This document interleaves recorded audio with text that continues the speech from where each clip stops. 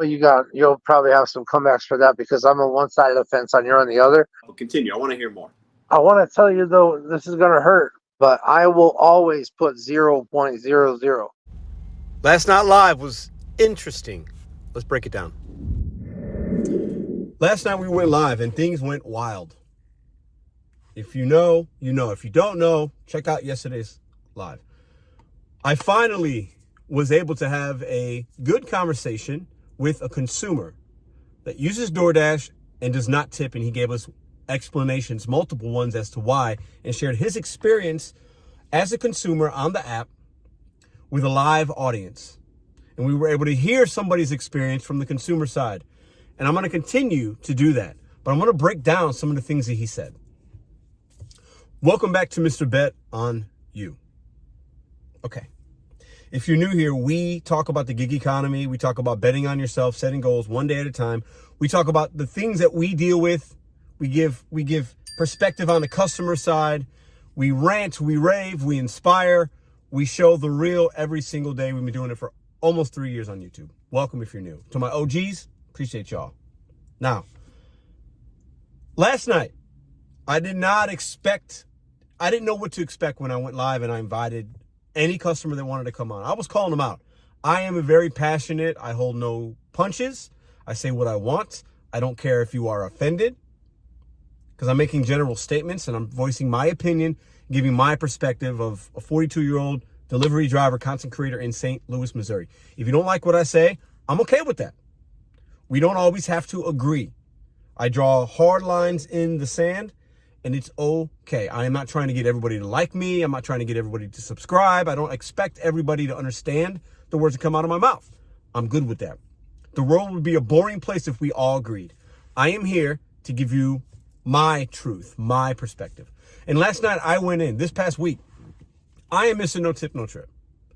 But I'm trying to have an understanding of the consumers as to why are they so weird? Why are they so miserable? Listen, I got to say this, though. A lot of drivers are weird and miserable as well. We have to own that as a community. Some drivers are not good.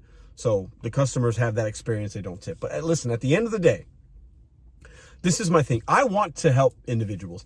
That's a flaw of mine. Your biggest strength is also usually your biggest weakness. I have helped thousands of people in my life. I've imprinted positivity. I've challenged individuals, not just on YouTube, all over the place. And sometimes it can be helpful, and other times people aren't vibing with it, and that's okay. But I enjoy being somebody that can challenge and help individuals in a lot of different ways. I've done it with sports. I've done it with my job. I've done it with family. I've done it on YouTube. I like that. It's a strength of mine. But it also become a weakness because sometimes I don't know when to shut up because some people don't want to listen, or they're not ready, or maybe it's not my business. But at the end of the day, I want consumers to know it's not that I'm against poor people, broke people. I'm not shaming individuals. I'm giving you truth. And last night, the dude that went up there, you can tell he ain't got money. He's not in a situation to be ordering DoorDash like that, putting our lives at risk to bring him something he doesn't need. I've been talking about this for a little over 2 years now, not right about when the channel started, but we'll call it 2.5 years. I've been saying we should not be doing this type of work to individuals that don't respect us and are ignorant and uninformed. He is ignorant. He almost thought that we worked for DoorDash. He didn't understand that when he doesn't tip, we get $2, $3 sometimes. He didn't know that.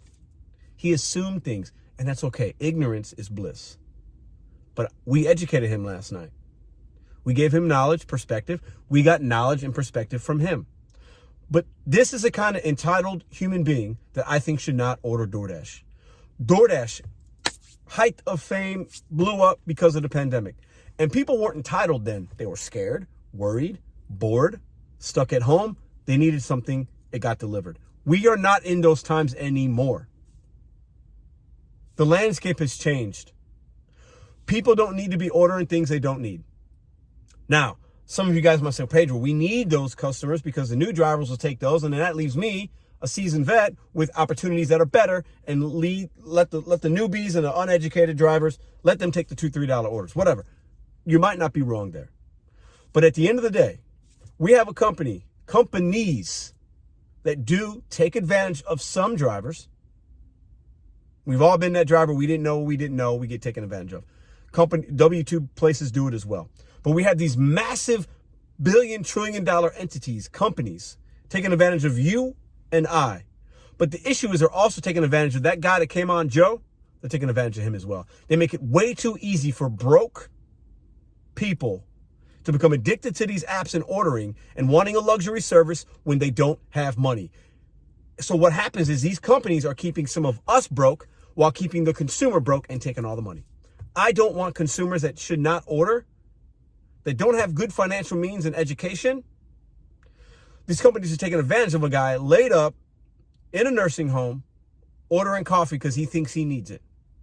A lot of y'all won't agree with that. I'm okay with it. I stand on that. That's my perspective. I think a lot of Americans would be in a way better place if they knew what they could really afford. A lot of people, like I said last night, don't have money. I am so empathetic to that. I get it. Times are tough for a lot of Americans. But I will always be that content creator on YouTube that says, let's have a real conversation. Let's take personal responsibility. Let's open up the financial books. How much did you spend this month on this? I want to be that guy. I want to do a live and help people. And let's just look at numbers. It's math. I don't need to be a financially certified individual or go to college to look at numbers and to make a budget. I can help people with that. I know that I could. I could bring on experts in that field that maybe can come on and let's open the books. Let's see why you're really broke. It might be because you're not getting paid enough and there's this and there's that. It could be. But for a lot of us, it's this guy laid up in a hospital expecting somebody to do a service for him when he's too ignorant to understand what that service really should be. These companies are taking advantage of the consumers and the drivers. I talk to drivers every day to say, hey, this is an opportunity. Try this. This is my perspective. This is what I'm seeing. Giving you information. And I've helped thousands of people along the way make more money, feel better, and motivate. I can stand on that 10 toes down. I'm not always right. I'm a human. I'm flawed. But the message is extremely consistent. Personal responsibility, no victim mentality, go get your money, have an end game. It's so simple. This channel is at its basis, that's what it's about. And I challenge consumers and drivers. Stop being taken advantage of by the companies. And if you're a consumer, stop being taken advantage of by the companies. Stop ordering things you don't need, thinking you need it, not taking care of another human being, typing in 0.00. If you do that, you are a loser. Regardless of how much money you have in the bank, regardless if you're in a nursing home, regardless if you live in a mansion, if you can't show kindness to another human being, why should we show kindness to you? Why? This ain't Meals on Wheels. There are a lot of organizations that can help that guy, Joe, at his nursing home. Don't expect another person that's probably struggling but in a different way to do something for you for free. The entitlement he showed last night, while I have some empathy and sympathy, and I'm happy he shared his perspective, right? Nothing that he said we're super surprised by, but I'm glad he came on because it proved a point. It proved that most of these food deliveries are not essential. It's not something you need. It is a want. And nobody should put another human being's life at risk and get in a car and do all these, running your personal errands for you for 3 cups of coffee, a cheeseburger, whatever it is, and you not show enough gratitude to tip that individual. It's at its basis, at its simplest form. At its simplest form. The companies are screwing the drivers over already with low base pay. All of them. The base pay on every single food economy app has gone down. Grubhub, DoorDash, Uber Eats, Instacart, they all go down year over year. The other companies, whether it's a catering app or a last mile delivery, if they're new, they haven't gone down yet, they will go down. Curry, Roadie, Spark, Shipt, whatever, they will all go down. There isn't going to be one gig economy company app that is going to increase base pay for drivers. It will never happen. If I'm wrong, a year from now, somebody clip this, I'll apologize, but it's not going to be the case. So when we have a company mistreating us in that particular way, because they're taking advantage of the system that has been in this country for a long time, we as drivers, a community of drivers, should not than also be taken advantage of by miserable, scumbag, trash human beings that don't know how to run their finances. We as a community of drivers need to do better at running ours, making better decisions so that we're not delivering 3 coffees for 0.00. Not everybody will agree with that either. I'm good with that. That's me. And at the end of the day, I can stand on this. You guys have seen my channel. You've seen the good and the bad. I show you all a lot of stuff. If I'm wrong, if I have a failure, you hear about it. If I make a mistake, I own up to it. I tackle it head on. I don't hide from anything. But I've been right more than I've been wrong. And I've shown you guys what I've been able to do with this mindset and how I move and learning from my mistakes. Consumers should not be ordering on the app if you can't afford to leave a tip. Point blank and 20 periods after that sentence and 20 exclamation points. If you're offended by that, do better. Because I'm over here trying to make my drivers do better, motivate, inspire, show them some things. We talk, we collaborate. I want them to make more money, drive less miles, be more efficient, feel good, use that stepping stone, try something different. Turn the gig economy apps from a side hustle to this, or from full-time to a side hustle, and you're working on some other way of making money, and you level up your situation.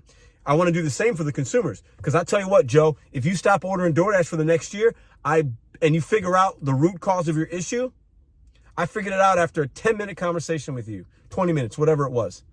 You have issues that a simple coffee machine would fix. Consumers, figure out your root cause to your problem. Dashers, figure out the root cause to your money. Once you do that, you're going to level up and you'll be better off in 2025. That is what I'm trying to accomplish on this channel. One of the things. And if you're offended, if you're a driver offended, if you're a consumer offended, I don't apologize. I don't mean to offend. If you offend, that's on you. You are in control of your feelings, not me. I am a dude in St. Louis making content and showing you my perspective every single day for almost 3 years. If you are offended, that's an emotional reaction you're having. That is, I am not in charge of your emotions. You are. See you tomorrow.